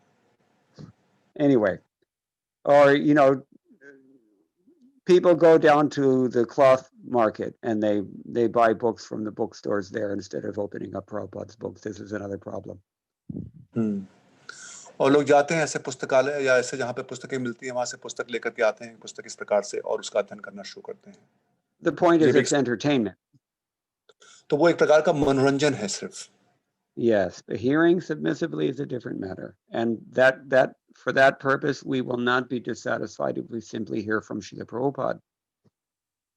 तो श्रुति करना और उसको भली भांति जानना वो एक अलग अलग विषय वस्तु है और उसमें हम लोग हतोत्साहित नहीं होंगे अगर हम श्रील प्रभुपाद जी की पुस्तकों का अध्ययन कर रहे हैं. Otherwise, we are cheating hypocrites if we go and sing before Srila Prabhupada, Guru Mukha Padma Bhakya Chite Te Koriya Aikya Arana Kori Homani Asha. तो नहीं तो ये एक प्रकार का ठगी होगा या पाखंड होगा. प्रभुपाद जी के समक्ष जाकर के हम ये गाएंगे कि गुरु मुख पद्म वाक्य चित्ते करी वाक्य आरना करी मन आशा और हम अध्ययन नहीं कर रहे हैं तो ये पाखंड है. What is the conviction behind our singing this every single day? कि क्या दृढ़ता है संकल्प जो हम गा रहे हैं रोज हर प्रतिदिन हम गाते हैं क्या दृढ़ता है उसके पीछे. So Prabhupada continues, this sort of hearing and chanting has spoiled the whole thing. और प्रभुपाद जी कहते हैं कि इस प्रकार का श्रवण और कीर्तन जो है वो सब कुछ को ये पूरा मामला बिगाड़ चुका है. And one should be very careful about the faulty process, he writes here. और प्रभुपाद जी लिखते हैं यहाँ पर कि अतः इस दोषपूर्ण विधि के प्रति अत्यंत सतर्क रहने की आवश्यकता है. I mentioned in the beginning that Prabhupada took special care to put everything, the most potent things, into this first canto, his purports. और जैसा मैंने पहले ही बताया शुरुआत में ही बताया मैंने कि प्रभुपाद जी ने इस प्रथम स्कंद में सब कुछ निहित कर दिया है. In 1977 in North America, there were a number of lawsuits in which people were challenging ISKCON in various ways because they were afraid of the great attention that ISKCON had attracted. तो प्रभु which year Prabhu it was? 1977 in particular. हाँ 1970 में ऐसा हुआ था कि 1976 में उत्तर America में ऐसा बहुत से लोगों ने ऐसे तर्क करना शुरू किया था और बहुत विरोध करना शुरू किया था क्योंकि अंतरराष्ट्रीय कृष्ण महामंडल संघ वो सबका ध्यान आकर्षित कर रहे थे तो बहुत चुनौती वहां पर उनको प्रस्तुत कर रहे थे वो. Nowadays हम संकोचित होंगे लेकिन Srila Prabhupada, the more challenged he became, the more enlivened he became. लेकिन जितनी चुनौतियां आती रही प्रभुपाद जी और भी प्रकाशवान होते गए और प्रकाश देते गए. Nowadays we would shrink and become timid about any threats like this. लेकिन आज की स्थिति में ऐसा कुछ चुनौती आती है तो हम लोग बहुत ही उससे भयभीत हो जाते हैं सहम जाते हैं. If people criticize anything about our teachings and we feel we have to even change our spiritual master's words. अगर कोई हमारे शिक्षाओं से कोई लोग अगर सहम जाते हैं या उससे घबरा जाते हैं तो हमको लगता है कि हमको अपने आध्यात्मिक गुरु के शब्दों को बदलना पड़ेगा. Or at least suppress those who repeat them faithfully. और या फिर जो लोग बहुत वफादारी से उसका पालन कर रहे हैं उनको धीमे-धीमे दबाया जाए. But Srila Prabhupada became very fiery about this. He liked it. He liked the challenge of preaching. लेकिन श्रील प्रभुपाद जी बड़े ही वो बिल्कुल ज्वलित हो जाते थे इस प्रकार की चुनौतियों से. उनको चुनौतियां बहुत वो स्वीकार करते थे उनको बहुत प्रिय थी. And he urged his disciples very strongly, you take these books into the courtroom and you preach from these books only. Do not mention anything else. Just memorize these books and speak from these books. You don't need to do anything else. You will be successful. और प्रभुपाद जी अपने शिष्यों को कहते थे कि हर जगह पर यहाँ तक कि अदालत में भी आप इन्हीं पुस्तकों मेरी पुस्तकों के ऊपर आप वही बस उसको ही दोहराइए और कुछ भी मत लीजिए आप सफल होंगे. And he told us, you should know these books just as thoroughly as a lawyer knows the law books. और उन्होंने कहा, प्रभु जी कह रहे कि हम सबको प्रभुपाद जी ने कहा कि आपको इतना इसमें पूर्णज्ञ होना चाहिए हमारी पुस्तकों में, जैसे कि एक वकील जो होते हैं वो अपने वकील जो अदालत की जो नियम की जो किताबें होती हैं उसमें होते हैं, उसी प्रकार आप मेरी पुस्तकों में बिल्कुल पारंगत होइए. I've already mentioned, and I'll say it again because it deserves repeat. You will be amazed at the things that you find in Srila Prabhupada's books if you discipline yourself to read them diligently. प्रभु जी कह रहे हैं कि मैंने पहले भी कहा था, अभी फिर मैं दोहरा रहा हूं इसको जोर देने के लिए कि आप बड़े आश्चर्यचकित हो जाएंगे अगर आप अपने को अनुशासित करके और बहुत ही गंभीरता से प्रभुपाद जी की पुस्तकों का अध्ययन करते हैं. ऐसी चीजें हमें मिलेंगी. Now, in closing, I'll just mention one thing. If you want to make rapid advancement, you read every single line of this purport at least 5 times very slowly, and then you will find it amazing. प्रभु जी कह रहे हैं कि अभी मैं इसको अंत करने के पहले मैं यह वाक्य दोहरा रहा हूं फिर से कि जो लोग अपने आध्यात्मिक जीवन में बहुत जल्दी उन्नति चाहते हैं, कृपा करके इस तात्पर्य को एक एक लाइन, एक एक वाक्य जो इसके हैं उसको पूरा पढ़ना है 5 बार, और तब आप देखेंगे कि आपको कितना इससे आपको प्रेरणा प्राप्त हो रही है. और धीरे से बोलिए, out loud. So धीरे धीरे, यस प्रभु, धीरे धीरे और तेज तेज पढ़ना है. Yes. So this is actually a process that I have seen in more than one of my god brothers. They practice this. They read Srila Prabhupada's books slowly and out loud every single day, alone or with a group, depending. But this is a very great spiritual exercise, and Prabhupada would be so happy. Not only Prabhupada, Krishna himself becomes pleased in exactly this way. और प्रभु जी कह रहे हैं कि मैंने अपने कुछ ऐसे मेरे जो गुरु भाई हैं उनको देखा है, एक से ज्यादा, जिन्होंने ऐसा किया कि धीमे धीमे और तेज तेज ध्वनि में पढ़ते हैं, और उनसे प्रभुपाद जी बहुत प्रसन्न होंगे और निश्चित रूप से भगवान श्री कृष्ण बहुत प्रसन्न होंगे. Again, in this same second chapter, we know the verse Shrinvatam Sukatha Krishna Ityadi, the process of hearing how Krishna from within as Paramatma becomes very happy and purifies us of all of our anartas.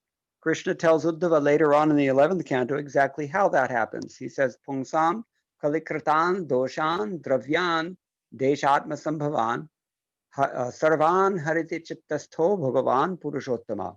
The same Purushottam within our hearts. He becomes so happy when he sees us seriously trying to hear and understand this knowledge that he destroys all 3 kinds of contamination from within our hearts. What are the 3 kinds of contamination? Those things that are produced of our faulty environment, those things that are produced of faulty resources, we don't have enough of something, and those things that are produced from flaws that we're bringing in with us from our last lives. All 3 categories, Krishna removes all of them when he sees that we are very sincerely and seriously trying to hear, understand, and apply his instructions. तो जैसा कि हमने दूसरे स्कंद में भी देखा श्रीमद् भागवतम में किस प्रकार से भगवान कहते हैं कि श्रीमताम सध्या नित्यम गिरचित्त सुचिष्टितम, कैसे वहां पर परमात्मा के रूप में भगवान हमारे हृदय को स्वच्छ करते हैं और भगवान वहां पर विराज करते हैं. और ये कैसे होता है, इसको 11वें स्कंद में बताया गया श्लोक के माध्यम से, जहां पर कहते हैं कि अगर कोई बहुत गंभीरता से और ग्रहण करने के उद्देश्य से श्रद्धा पूर्वक श्रवण करते हैं तो भगवान उनके हृदय से 3 प्रकार के जो त्रुटियां हैं उसको दूर करते हैं.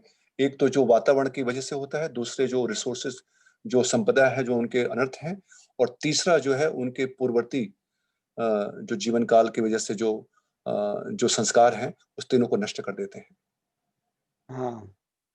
Okay, so I think we're over time, so I should stop now. But maybe if you have to decide if we have time for questions. Maybe. Yeah, Prabhu. With your permission, Prabhu, we can take some questions, Prabhuji. Okay. Okay. Thank you, Prabhu. तो अगर किसी का कोई प्रश्न जिज्ञासा है आज के विषय पर, तो अभी हम लोग प्रभु जी हमारे समक्ष हैं, हम बहुत अच्छा अवसर हमारे पास है, कुछ प्रश्न जिज्ञासा अगर पूछना पूछ सकते हैं हम लोग.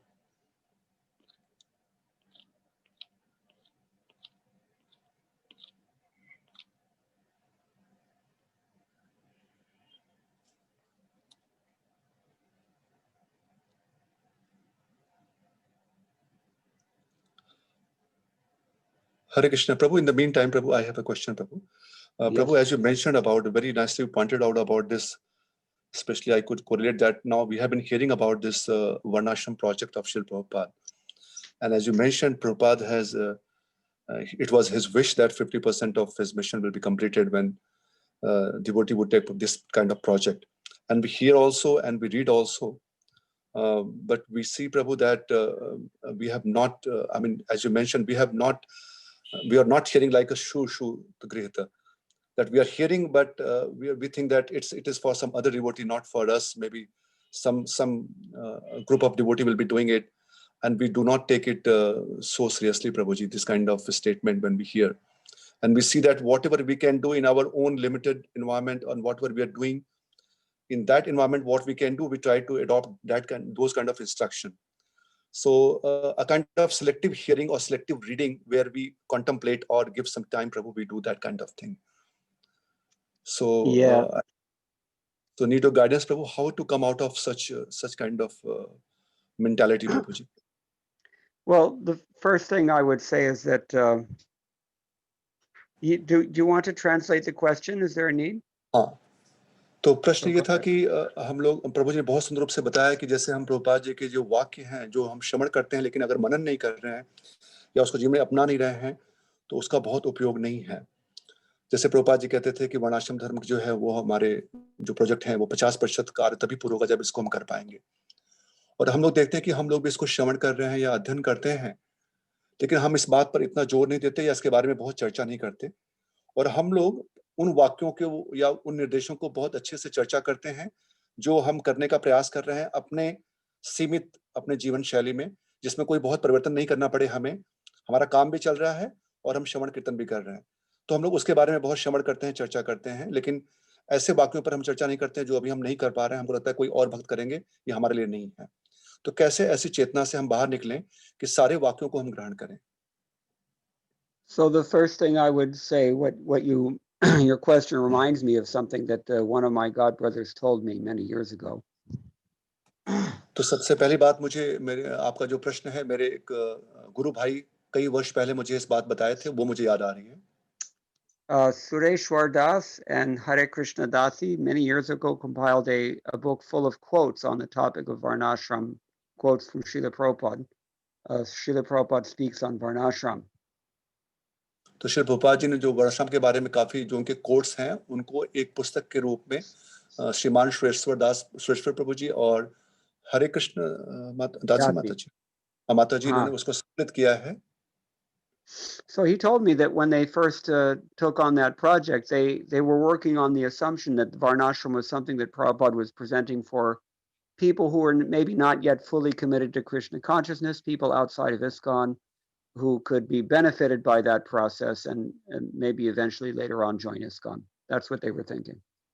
तो वो सोच रहे थे कि प्रभुपाद जी ने जो ये वाक्य बोले हैं वर्णाश्रम प्रोजेक्ट के लिए, ये उनके लिए हैं जो लोग अभी पूर्ण रूप से कृष्ण भावना अभियान में नहीं हैं, जो बाहर के लोग हैं, और इसके माध्यम से वो जुड़ेंगे और वो कृष्ण भावना भावित हो जाएंगे.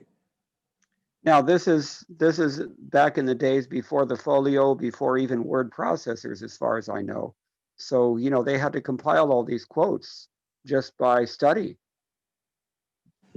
तो ये काफी पहले की बात है. ये जब ये फोलियो जो आया, वेदा बेस्ड फोलियो, बहुत पहले की बात है. इसका मतलब कि उनको सारी चीजें पढ़ के निकालनी पड़ती थी और तब उन्होंने कोट वो निकाल के प्रभुपाद जी के उसको संकलित किया. So he told me that when they started to assemble and really try to organize all those quotes, they were just struck by the realization that most of these instructions are squarely directed at the initiated membership of the International Society for Krishna Consciousness. और तब वो लोगों ने जब वो सारे संकलित किए जब प्रभुपाद जी के वचनों को, तब उनको बड़ा आश्चर्य हुआ ये देख करके कि ये सारे जो निर्देश हैं वो तो जो अंतरराष्ट्रीय कृष्ण महामंडल संघ के दीक्षित भक्त हैं उन लोगों के लिए हैं. In other words, that it's not meant for somebody else. इसका अर्थ है कि ये किसी और के लिए नहीं बने हैं. If we're not going to follow the orders of the spiritual master, who else is interested in doing it at all? तो अगर हम स्वयं अपने आध्यात्मिक गुरु के वचनों का पालन करने के लिए तैयार नहीं है, तो कौन आके इसको करेंगे फिर? That's one thing. And then another thing is that we have to understand what is the principle of Varnashram Dharma. तो ये एक चीज है, और दूसरा दृष्टिकोण ये है कि हमें समझना होगा कि वर्णाश्रम धर्म के जो सिद्धांत है वो क्या है। We talked about the difference between things that are prakrita and things that are sanskrita, things that are wild, unorganized, chaotic, etc., and things that are very carefully directed.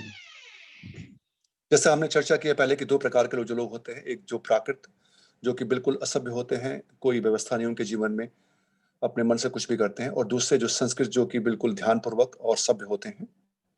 And more than once in Bhagavad Gita, Krishna emphasizes to Arjuna that all things that include sacrifice, charity, and austerity should always be accepted. They should never be neglected. और भगवद गीता में कई बार, एक से ज्यादा बार, भगवान श्री कृष्ण अर्जुन को कहते हैं कि जो दान है, तप है, और charity, Yajna austerity, dana tapaschaiva. यज्ञ और यज्ञ, ये तीनों चीजों का कभी भी इसको छोड़ना नहीं चाहिए जीवन में। They purify even great souls. और ये महान आत्माओं को भी ये शुद्ध करती हैं। So that is the nature and purpose of varnashram as well. It purifies the heart.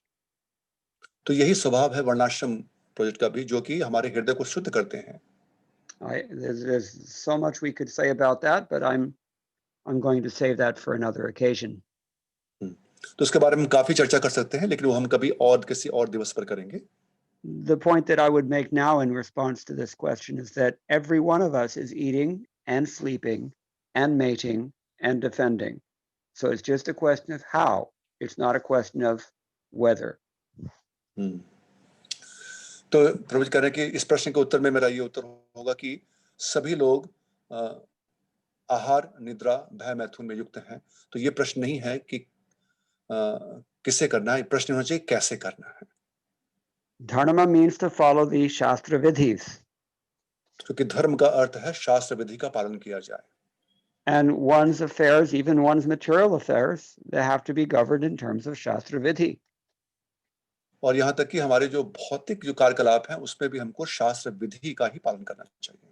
Yashastra vidhi utsajyam vartate kamakarata nasa siddham avapnoti na sukham na param gatim. If we blow that off, if we just neglect that principle, which is a clear, direct instruction from the Lord, then we can't expect to become perfect. We can't even expect to be successful, and we certainly won't be happy.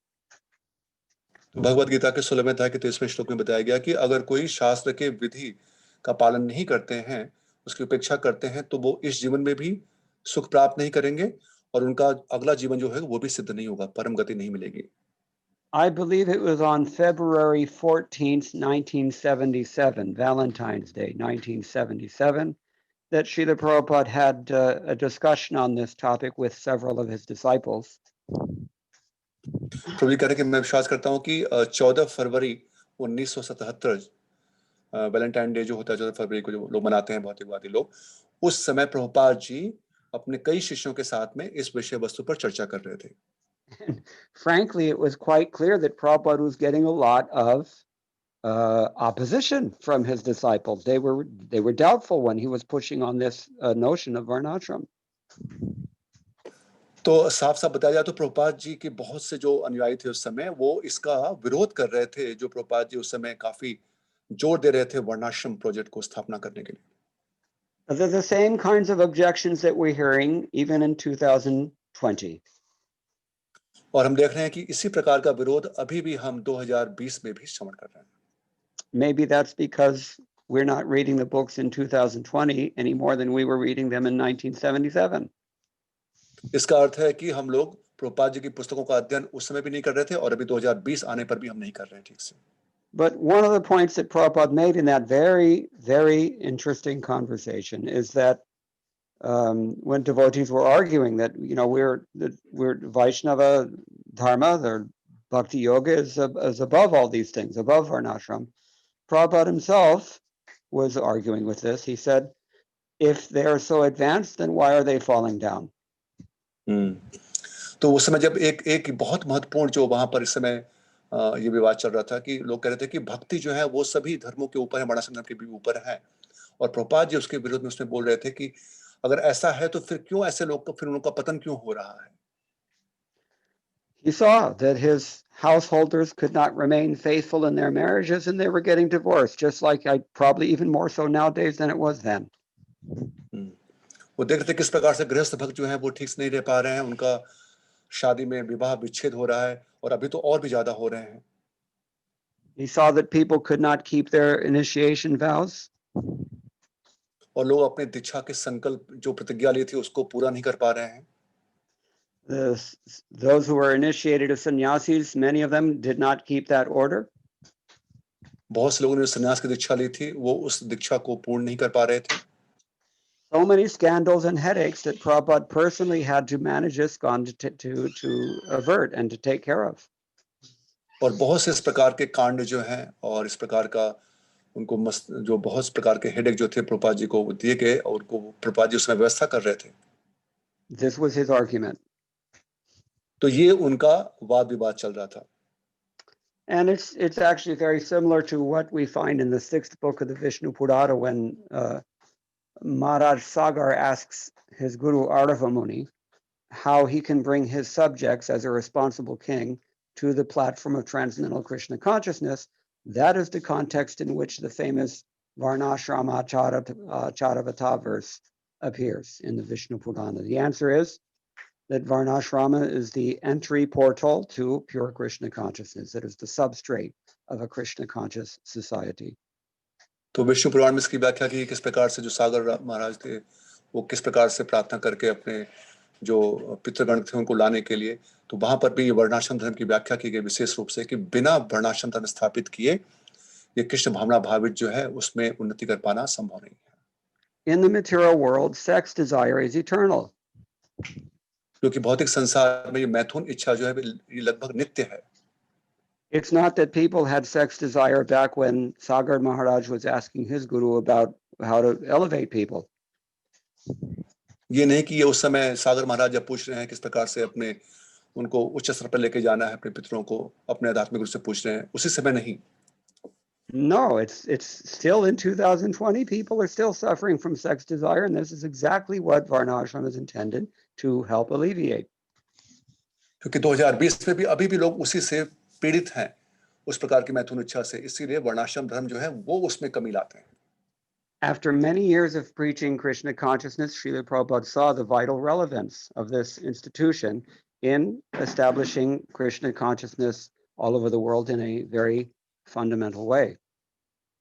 तो इसलिए बहुत समय तक प्रचार करने के पश्चात श्रील प्रभुपाद जी ने ये अनुभूति किया कि इसकी बहुत आवश्यकता है, कृष्ण मानव भावित को बहुत सुचारू रूप से और सुदृढ़ रूप से इसको स्थापित करने के लिए वर्णाश्रम धर्म की बहुत आवश्यकता है. In fact, scholars they found the statistics here that Prabhupada gave roughly 80% of his instructions on the topic of Varnashram only within the last 3 years, from 1974 to 1977. और जो विद्वानगण हैं जो प्रभुपाद जी की पुस्तकों का जो उसमें से संकलन करके जो उसमें से उस बात पर जोर देते हुए बता रहे हैं कि 1974 से 1977 3 वर्षों में प्रभुपाद जी के जितने भी निर्देश थे उसमें से 80% निर्देश वो वर्णाश्रम धर्म के ऊपर थे. And certainly those of us who were there at the time, we remember that Prabhupada was increasingly pushing on this point, more urgently, more frequently, and in general, more. He came in. He wanted to come in 1977 to America just to show us how to apply these instructions. और प्रभु जी कह रहे हैं कि हम लोग जो उस समय विद्यमान थे प्रभुपाद जी के साथ में, हम देख सकते हैं कि अंतिम समय में अंतिम के जो उनके वर्ष थे उसमें प्रभुपाद जी बहुत ही आपातकालीन रूप से और प्रायः सदैव और हमेशा समान रूप से भी वो इस बारे में चर्चा करते थे. और 1977 में वो अमेरिका में आए थे स्थापित दिखाने के लिए कि कैसे उसको स्थापित करना है. Krishna says in the end of chapter 7 in Bhagavad Gita, Yesham tvantagatam papam jananam punya karmanam te dvandva mohanirmukta bhajante mam zvirhavrataha. Those persons who can sustain a mature commitment to pure devotional service are the ones who have eradicated their sinful actions through pious activity, dharma. तो 7वें अध्याय के आखिरी श्लोक में भगवान श्री कृष्ण कहते हैं कि जिन्होंने पाप से निवृत्ति प्राप्त कर ली है वो ही भगवान की भक्ति योग में उनको प्रवेश मिलता है. I mentioned in regard to tonight's verse that Jnana Vairagya, the stage of the three transcendentalists that our acharyas have mentioned in regard to tonight's verse, that stage doesn't happen until one has already graduated from the school of Shubha Karma, good karma, dharma, in other words. तो आज जो हमने रात्रि जो अभी श्लोक लिया था हमने आज के श्लोक में जो हमने श्रवण किया 3 प्रकार के जो अध्यात्मवादी होते हैं वो अध्यात्मवाद की अवस्था तब तक प्राप्त नहीं होती है जब तक व्यक्ति शुभ कर्म का जो शुरुआत है उसके स्तर से ऊपर नहीं उठते हैं. You may take the long road and first go through the independent endeavor of developing good karma and then the independent endeavor of cultivating jnana. But if you are diligent in listening to the orders of the spiritual master, then you will see that just by performing bhakti yoga, you will automatically go through these processes as well. तो हो सकता है कि हम स्वतंत्र रूप से हम कर्म और ज्ञान के लिए प्रयास करें और बहुत लंबा रास्ता वो हो सकता है, लेकिन अगर कोई अपने आध्यात्मिक गुरु के वचनों का पालन करते हुए उसको ग्रहण करते हुए जीवन भक्ति योग में अपना रहे हैं तो वो बहुत ही अल्प समय में वो उन्नति प्राप्त करते हैं. The important thing to recognize here is that whether you go through the process of bhakti or whether you go through these processes independently of bhakti, you have to go through these processes. तो यहाँ पर मुख्य बात यह है कि अगर आप भक्ति योग का पालन करना चाहते हैं या उससे स्वतंत्र होकर के ये अलग कर्म और ज्ञान का मार्ग का पालन करना चाहते हैं, लेकिन आपको इस विधि से गुजरना होगा. You cannot get to the 100th floor of a building without going through the previous 99 floors somehow. क्योंकि अगर हमको 100वें मंजिल पर जाना है तो 99वें मंजिल को पार करने के बाद ही हमको वहां पर पहुंच सकते हैं. You can take the elevator.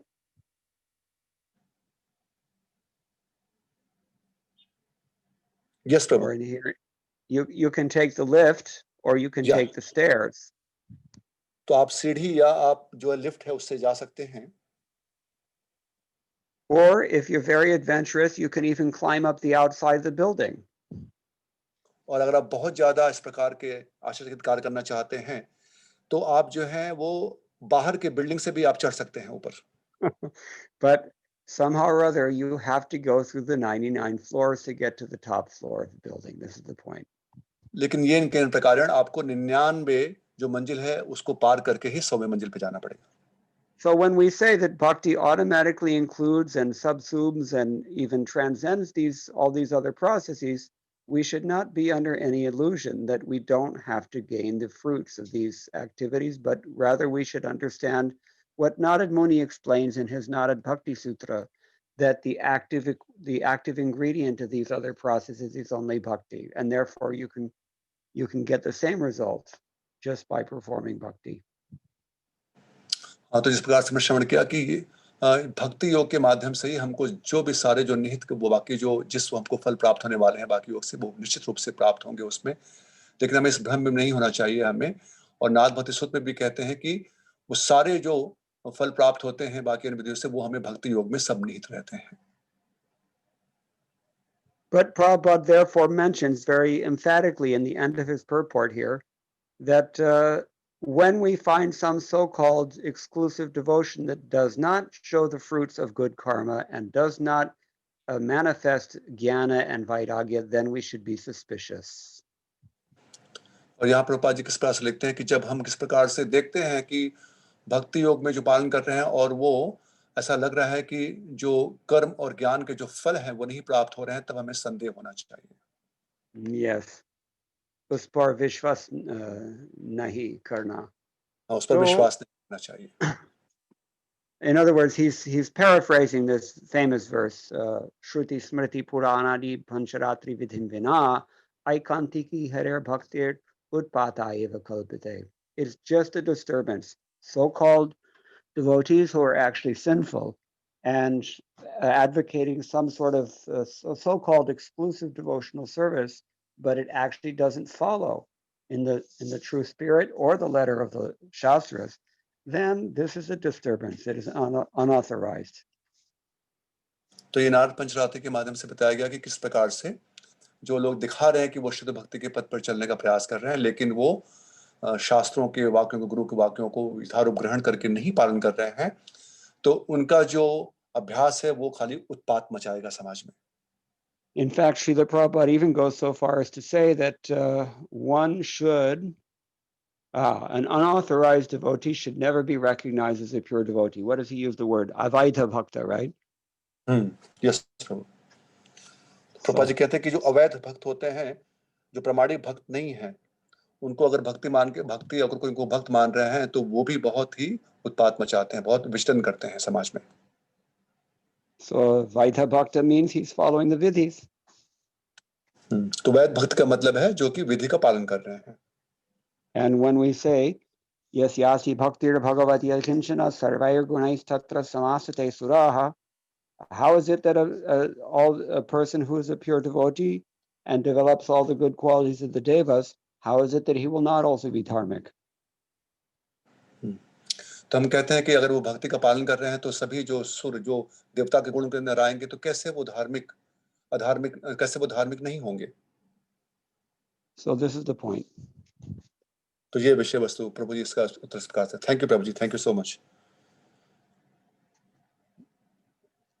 Prabhu, can we take one more question, Prabhu? Mataji, you can unmute yourself. You can ask as many questions as you want. It's not a matter for me. It's up to you. Thank you so much, Prabhu. Very kind of you. Thank you so much. Manu Subhadra Mataji, please, you can unmute yourself and ask the question.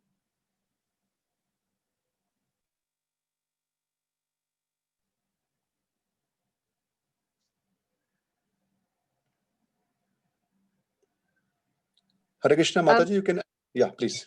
Hare Krishna, are you able to hear me?